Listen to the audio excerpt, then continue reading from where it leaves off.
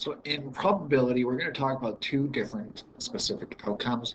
One, we're going to be talking about odds probability, which is going to be really quick, really fast.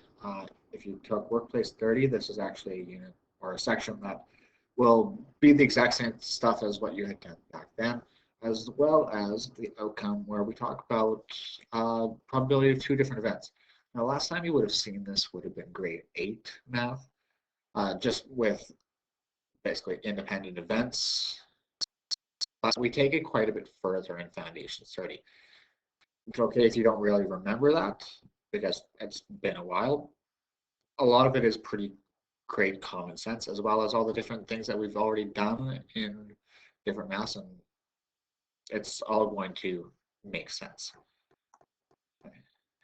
Keep track of your own rubric. So where this starts off is it starts talking about what probability and odds are. That's that first outcome. We're going to be really quick. Overall, we have two different things. We have experimental probability and theoretical probability. In reality, experimental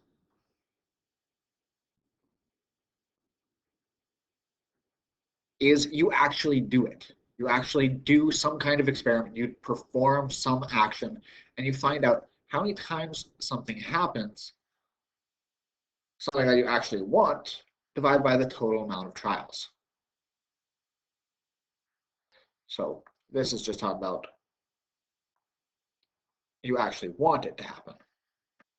Now, theoretical talks about in theory.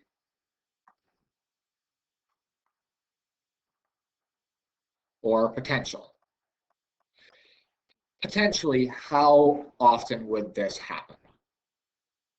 And we'll obviously talk about that. And that just being the amount of favorable outcomes divided by the total number of possible outcomes. So the probability of an event occurring can range from 0% being impossible to 100% or certain. You can always express probability as a fraction, decimal, or percent. My favorite, actually one of my favorite memes currently is just talking about the chances of you being hit with a flowery chair are very small, but it's never zero. Or some things like that, and then some tornado kicks up a flowery chair and it smacks you in the face. Okay. Kind of fun. Anyways, another terminology. Oh, I just gotta fix up my stuff. Fix up my ordering. Fair is what fair means. So for something to be fair, it means that the probability of each favorable event occurring is the same. So an example of fair situation in theory would be a coin flip. In theory, which is again not theoretical, you have a 50-50% chance of it being heads or tails. As a decimal, it would be 0.5. As a fraction, it would be 1/2. So what I want to do is briefly consider each of these games. Are they fair? Which player has an advantage? So Angelique and Marco are going to toss 6-sided die, numbered from 1 to 6. Angelique wins if the sum is 4. Marco wins if the sum is 10. Otherwise, neither win. So is this a fair game? So the first question is, well, if we toss 2 6-sided die, obviously that means that Angelique could toss a 1, 2, 3, 4, 5, or 6. And Marco could also toss a 1, 2, 3, 4, 5, or 6. Now the question is talking about what about the sum? So if you just quickly find out their sums, you can see if this is fair or not. So I'm just going to do this really quick. I'm actually going to pause the video and fill it in. And there we have it. So the questions of Angelique wins if the sum is 4. So how many times does a 4 come up as a sum? Now we're not talking about it as an individual. we're talking about a sum. So the sum of 4 will be those. So 3 times out of a possible 36 total. Of course, as a reduced fraction of b, 1/12, which a decimal, I'll just grab my calculator. Not really great with decimals of 12 until I get it going. 0.083 repeated. As a percent, it'd be 8.3%. Actually, I'm just going to erase that comma and just say it the same thing. Now, Marco wins if it's a sum of 10. So there are 3 times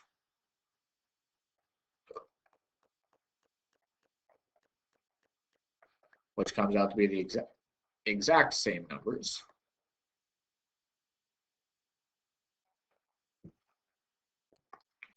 So would this be a fair game? Absolutely. Actually, I'm going to change my color again.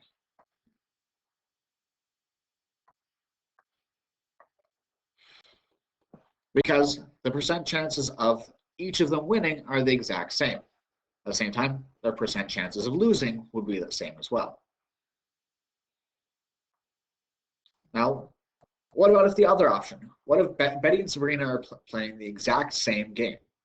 But if the sum of the dice is 2, 4, 6, or 8, Sabrina wins. If the sum is 5, 7, 11, or 12, then Betty wins. Otherwise, neither win. So let's look at it. So let's get rid of Angelique and Marco's possible winnings. So Betty wins if it's 2, 4, 6, or 8. So there's 1, 2, 4, 6, or 8. So Betty has a chance of winning. 1, 2, 3, 4, plus 5 is 9, plus another 5 is 14. 14 out of 36 times, which reduces to be 7 out of 18, which works out as 0.38, which would be 38.8 repeated percent. And let's see. Sabrina wins if the sum is 5, 7, 11, or 12. So there's 4, there's 6, so we're at 10, and 3 more. Oh, shoot, sorry. This one should be Betty.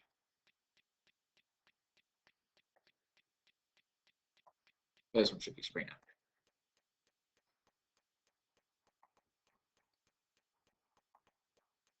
$13 out of 36, which can't reduce, but 13 out of 36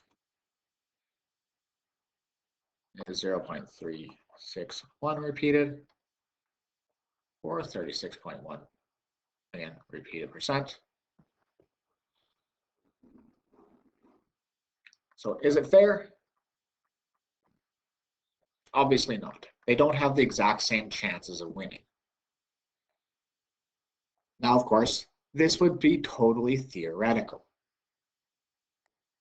Experimental, they'd actually have to play the game and see who wins. Does Angelique or Marco win?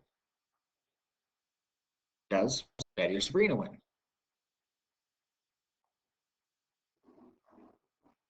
And if they actually do that game, then that'll be an experimental probability. So let's take it one step further. Slow it up. Into what's known as odds. So odds just talk about expressing the level of confidence about the occurrence event. The way that's always done is it always takes the number of favorable outcomes, colon, can't emphasize this enough, colon, to the total number of outcomes, subtracting the number of favorable outcomes. In other words,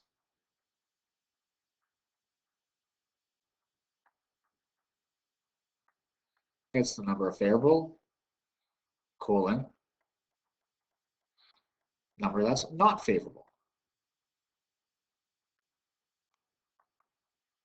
Or in other words, it's want, colon, not want. So if you've done biology, you'll know a little bit about Punnett squares and all that kind of idea.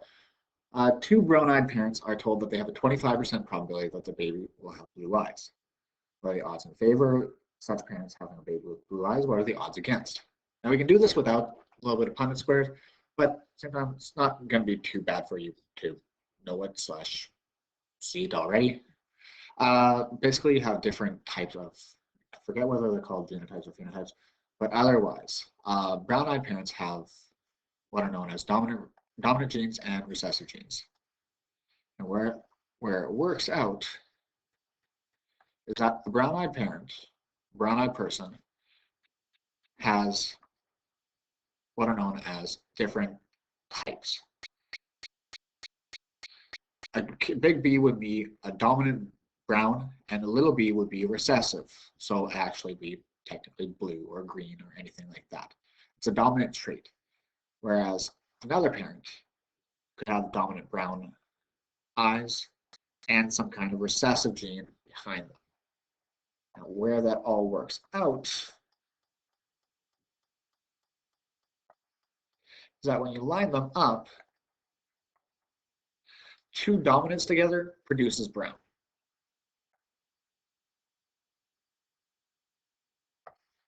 A dominant and a recessive also turns out brown. And same thing here, dominant and recessive. Technically, you could mix them up. It's just more proper to actually put the capital first, but it still turns out brown. And last but not least, two recessive genes technically means that they could have blue genetics or green genetics for their eyes. So when we go to talking about the odds of this, so 25% probability, probability, 25%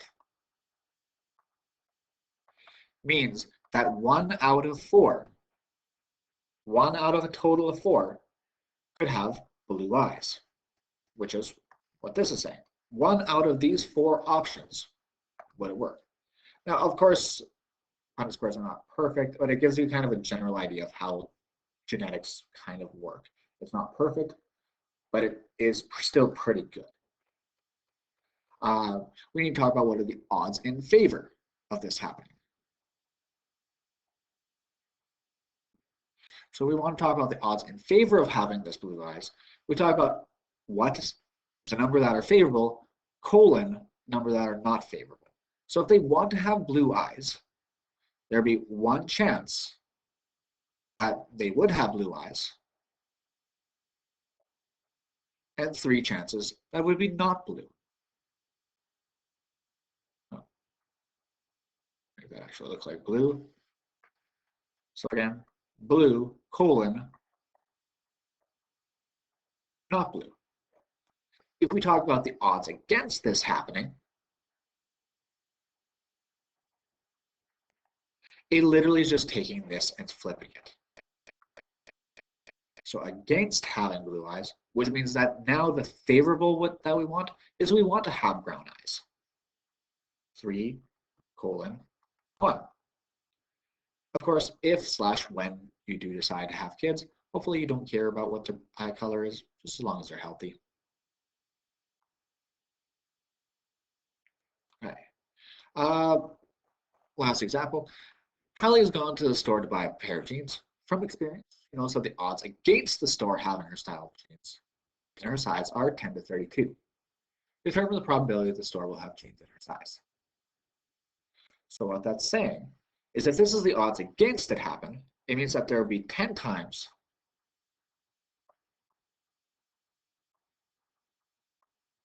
that the store would not have her size.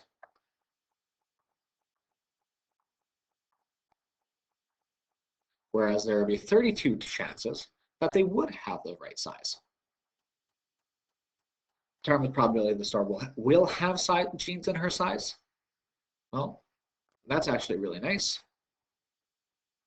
There'll be 32, so we'll go back to what that experimental, because she's gone to the store, number of times that you actually wanted to happen, divided by the total amount of trials.